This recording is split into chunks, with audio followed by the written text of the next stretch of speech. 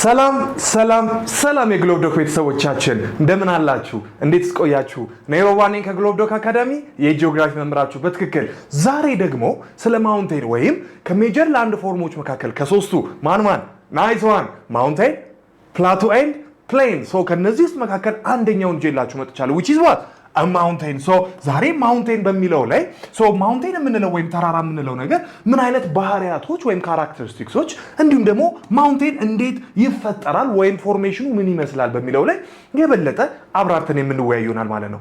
let us begin ከማውንቴን እንጀምር። እስኪ አንዳንድ አእምሮአችንን ጠይቀን ሊሆን ይችላል አይደል እንዴ? አእምሮ ምድር ላይ በምናስተውል ሰዓት ምድርን በምንመለከትበት ሰዓት ምድር ላይ የምናያቸው አርባጣ ጎርባጣዎች ከፍታ ዝቅታዎች እንዴት ተፈጠሩ? እንዴት ሊፈጠሩ ይችላሉ? ከኋላ ያለው ኃይል ወይም ተራራንና ሸለቆን ሊፈጥር የሚችል ውስጣዊ ኃይል ወይም ውጫዊ ኃይል ምን ሊሆን ይችላል ልንጠይቅ እንችላለን። በዚህ ጊዜ ይሄ ያስፈልጋቸዋል።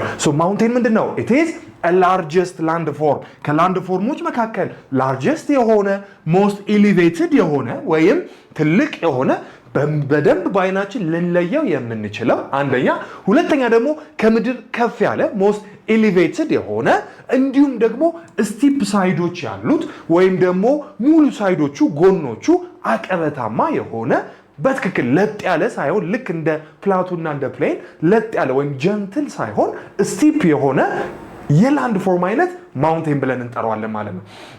እንደምታውቁት ልክ ሜጀር ላንድ ፎርሞች እንዳሉ ሁሉ ደግሞ ማይነር ላንድ ፎርሞች አሉ። ከነዛ መካከል ሁለቱን ዛሬ እስኪናያቸው የመጀመሪያው ሂል ነው።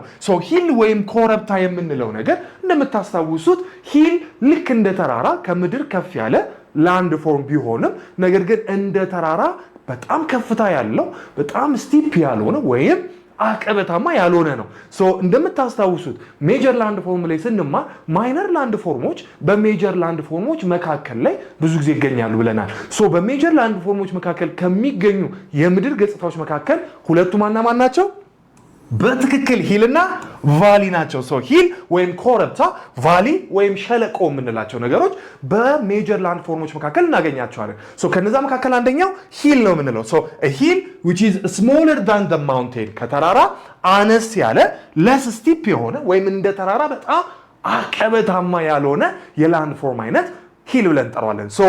ለምሳሌ እንደዚህ አይነት ላንድ ፎርም ቢኖረን ለተሳሲም ይሄም ተራራ ነው ይሄም ተራራ ነው። በሁለቱ ተራራዎች መካከል ሌላኛው ከፍ ያለ ከምድር ከፍ ያለ ነገር ግን እንደ ሁለቱ ተራራዎች አቀበታማ ያልሆነ most elevated ያልሆነ ቦታ አለን which is this one right ይሄ ቦታ ምንድነው ማለት ነው? ሂል ብለን እንጠራዋለን ማለት ነው። ልክ እንደ ሂል ሁሉ ደግሞ በተራራዎች መካከል ወይም በሂሎች መካከል የምናገኘው ዝቅ ያለ ስፍራ ይሄን ደግሞ ቫሊ ወይም ሸለቆ ብለን እንጠራዋለን። ሂልን ወይም ሸለቆን ብዙ ጊዜ በማውንቴኖች መካከል in between እናገኛቸዋለን ማለት ነው። ስለዚህ ማውንቴን ማለት largest land form እንደሆነ most elevated እንደሆነ እንዲሁም ደግሞ በትክክል ከሌሎች ላንድ ፎርሞች ከፍ ብሎ ልናየው የምንችለው መሆኑ በማውንቴኖች መካከል ሂልና ቫሊ ልናገኝ እንደምንችል ማስተዋል የግድ ይላል ማለት ነው። ማውንቴን ወይም ሂል ወይም ቫሊ ይሄ ከሆነ ማውንቴኖች እንዴት ክሬት ይሆናሉ? እንዴት ይፈጠራሉ? እነሱ ሊፈጥራቸው የሚችል ኃይል ምንድነው ብለን ልንጠይቅ እንችላለን አይደል እንዴ? በዚህ ጊዜ እዚህ ጋር ተራራን ሊፈጥሩ የሚችሉ ሁለት ኃይሎች አሉ። የመጀመሪያው ተራራ ሊፈጠር የሚችለው በፑሽ ፎርስ ነው ወይም ኮምፕሬሽናል ፎርስ የምንለው ማለት ነው። በትክክል ኮምፕሬሽናል ፎርስ ወይም ፑሽ ፎርስ ተራራ ሊፈጠር ይችላል። እንደምታውቁት የምድርን ከፍታና ዝቅታ የሰሩት ኃይሎች ሁለት ናቸው። ከዚህ በፊት እንዳየነው ኢንተርናል እና ኤክስተርናል። ብራቮ። ከኢንተርናል መካከል ማን ጠቅሰናል? ፎልዲንግን ወይም የመሬት መታጠፍ፣ ፎልቲንግን የመሬት መሰንጠቅ፣ ቮልካኒዝም እሳተ ጎመራ እንዲሁም ደግሞ ኤርዝኩዌክ ርዕደ መሬት ናቸው። ከነዚህ ከአራቱ ኢንተርናል ፎርሶች መካከል ሶስቱ ማለትም ፎልቲንግ እና ቮልካኒዝም ተራራን ሊፈጥሩ ይችላሉ። ፑሽ ፎርስ ወይም ኮምፕሬሽናል ፎርስ የምንለው ደግሞ ብዙ ጊዜ የሚፈጠረው በፎልዲንግና በፎልቲንግ ጊዜ ነው። ፎልዲንግ የምንለው የመሬት መታጠፍ ነው። አንድ መሬት አለን ከሁለት አቅጣጫ ሊሆን ይችላል ወይም ከአንድ አቅጣጫ ምን በሚገጥመው ጊዜ ኃይሎች ወደ ተመሳሳይ አቅጣጫ በሚገፋፉበት ጊዜ ከላይ ያለው መሬት ወይ ወደ ላይ ወይ ወደ ታች ይታጠፋል። ወደ ላይ ከታጠፈ ተራራ ይፈጠራል ማለት ነው which is compressional ወይም push force ብለን እንጠራዋለን። ሁለተኛ ሁለተኛው ፎልቲንግ ነው። አንድ መሬት አለ። ይሄ መሬት ሁለት ቦታ ተሰነጠቀ። ሁለት ቦታ በሚሰነጠቅበት ሰዓት መሀል ላይ ያለው በሁለቱ ፓራሌል ፎልቶች ወይም በሁለቱ ተመሳሳይ ትይዩ ስንጥቃቶች መካከል ያለው መሀል ላይ ያለው መሬት ኢዘር ወይ ሲንክ ያደርጋል ወይ ደግሞ አፕሊፍት ያደርጋል። ሲንክ ካደረገ ስንት ሸለቆ ተፈጠረ ማለት ነው፣ ሪፍት ቫሊ። ወይም ደግሞ አፕሊፍት ካደረገ ደግሞ በምክንያት በትክክል በፑሽ ፎርስ ምክንያት ወደ ላይ አፕሊፍት ካደረገ ደግሞ ብሎክ ማውንቴን ተፈጠረ። ስለዚህ ተራራ በኮምፕሬሽናል ፎርስ ይፈጠራል። ኮምፕሬሽናል ፎርስ ደግሞ በመሬት መታጠፍ እንዲሁም በመሬት መሰንጠቅ ጊዜ ሊፈጠር ይችላል። ስለዚህ ማውንቴኖች በምን መካከል ሊፈጠሩ ይችላሉ? ሮክ ሌየሮች፣ አሁን የነገርኳችሁ ሮክ ሌየሮች ወደ ተመሳሳይ አቅጣጫ በሚገፋፉበት ጊዜ ከመሃል ያለው መሬት ምን ይሆናል ማለት ነው? it uplifts upward, right, which creates a mountain excellent. የመጀመሪያው ተራራ ሊፈጠርበት የሚችለው ሂደት ኮምፕሬሽናል ፎርስ ወይም ፑሽ ፎርስ ነው ማለት ነው። ሁለተኛው ደግሞ በትክክል because of volcanic activity ነው። ቮልካኒክ አክቲቪቲ ቅድም እንዳልኳችሁ ከአራቱ ኢንተርናል ፎርሶች መካከል አንደኛው ነው። ቮልካኒዝም ማለት ውስጥ ያለው ቅልጥ አለት ወደ ውጭ እንዲወጣ የሚገደድበት ሂደት ነው። ውስጥ ያለው ቅልጥ አለት ወደ ውጭ ሲወጣ ውስጥ ማግማ፣ ውጭ ሲወጣ ላቫ። ብራቮ።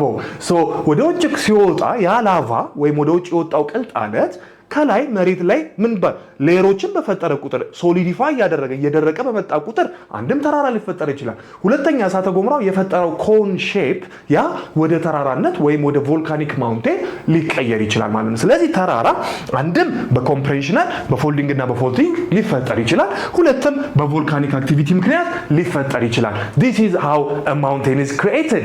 በጣም አሪፍ።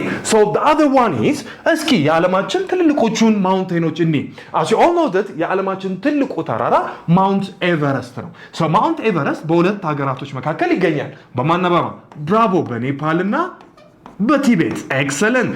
በነገራችን ላይ እዚህ ጋር ለማስታወስ እንዲመቸን ያግዘን ዘንድ ዓለማችን ላይ ካሉት ከ200 በላይ ሀገራቶች መካከል ብቸኛ 3 ማዕዘን ቅርጽ ያለው ባንዲራ ያላት ሀገር ኔፓል ነች።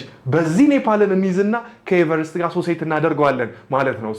ኤቨረስት በኔፓልና በቲቤት መካከል የሚገኝ ተራራ ሲሆን 8849 አንዳንዶች ከዛም ያሻግሩታል።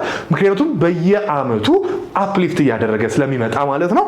8849 ኪሎ ሜትር ያክል ወይም ደግሞ ከ8 ኪሎ ሜትር በላይ ከምድር በላይ ይረዝማል ማለት ነው። ኤቨረስትን ስናስብ ሂማሊያን ማሰብ ያስፈልጋል። ሂማሊያ የምንለው ረጅም የተራራ ሰንሰለት ሲሆን ይሄ የተራራ ሰንሰለት የተፈጠረው የዛሬ 40 እና 50 ሚሊዮን ዓመት በፊት ነው።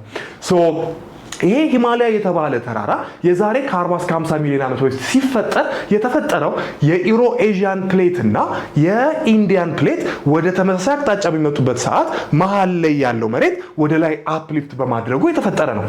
ይሄ ተራራ እነዚህ ሁለት ፕሌቶች ኮላይድ ሲያደርጉ ማናማን ኢሮ ኤዥያን ፕሌት እና ኢንዲያን ፕሌት ሁለቱ ኮላይድ ሲያደርጉ መሃል ያለው መሬት አፕሊፍት አድርገዋል። መሃል ያለው መሬት አፕሊፍት ያደረገው ወይም ወደ ላይ የታጠፈውና ተራራ የተፈጠረው ሁለቱም ተመሳሳይ ዴንሲቲ ስላላቸውና ይህም ዴንሲቲ ወደ ላይ መሬቱን ከፍ ሲያደርገው ማውንቴን ስለተፈጠረ ነው ማለት ነው። የኤቨረስት ተራራ በሂማሊያ ተራራዎች መካከል ይገኛል። ሂማሊያ ተራራ ስንል አንድ ሳይሆን ብዙ ተራራዎች ናቸው። እስኪ እንየው። ስለ ሂማሊያ ስናይ ሂማሊያ የምንለው ተራራ ከዚያ አንስቶ እዚህ ሙሉውን ይጠቀልላል ማለት ነው። ይሄኛው ፕሌት እና ይሄኛው ፕሌት ሁለቱ ኮላይድ ሲያደርጉ መሃል ላይ ያለው አፕሊፍት በማድረጉ የተፈጠረ ነው። ጎኑ ከዚህኛው እዚህ ድረስ አንዳንዴ ከ300 እስከ 400 ኪሎ ሜትር ያክል ዊድዝ አለው፣ ስፋት አለው። እንዲሁም ደግሞ ከዚህኛው ጫፍ እዚህኛው ጫፍ ድረስ ደግሞ 1500 ኪሎ ሜትር ያክል እርዝመት አለው ማለት ነው። እዚህ ውስጥ በጣም ብዙ የተራራ ጫፎች አሉ። ከነዛ የተራራ ጫፎች መካከል ነው ማን? ኤቨረስት። ብራቮ። ኤቨረስት ያለው በማን መካከል ነው ማለት ነው? ሂማሊያ። ሂማሊያ ብዙዎቹን የላቲን የኤዥያን ሀገራቶች ጠቅልሎ ይዛል ወይም በእነሱ ውስጥ ይገኛል። ከነዛ መካከል ኢንዲያ፣ ፓኪስታን፣ ኔፓል፣ ቡታን፣ ቻይና፣ አፍጋኒስታንን የመሳሰሉትን ይይዛል ማለት ነው። በነገራችን ላይ ተራራ ምድር ላይ እንደሚፈጠር ሁሉ ጎድጓዳማ ቦታ ወይም ስምጥ ቦታ ምድር ላይ እንደሚፈጠር ሁሉ መሬቱ ውሃ ውስጥም ሊፈጠሩ ይችላሉ ማለት ነው። ከነዛ መካከል የማሪያና ትሬንች ቤዚን ሲሆን ምድር ውስጥ የተፈጠረ ስምጥ ቦታ ነው ወይም ዝቅ ያለ ቦታ ነው። እንዲሁም ደግሞ ሚድ አትላንቲክ ሪጅ የምንለው ደግሞ በአትላንቲክ ውቅያኖስ ውስጥ የሚገኘው ተራራ ምድር ውሃ ውስጥ ተራራ ለመገኘቱ ቆንጆ ኤግዛምፕል ሆኖ ያገለግለናል ማለት ነው። ለዛሬ ይህንን አይተናል። እንግዲህ እንደምታውቁት ዛሬ ያየነው ስለ ማውንቴን ካራክተሪስቲክስ ኤንድ ፎርሜሽን ነው። በቀጣይ ሌላ ርዕስ ይዤላችሁ እስከምመጣ have a nice time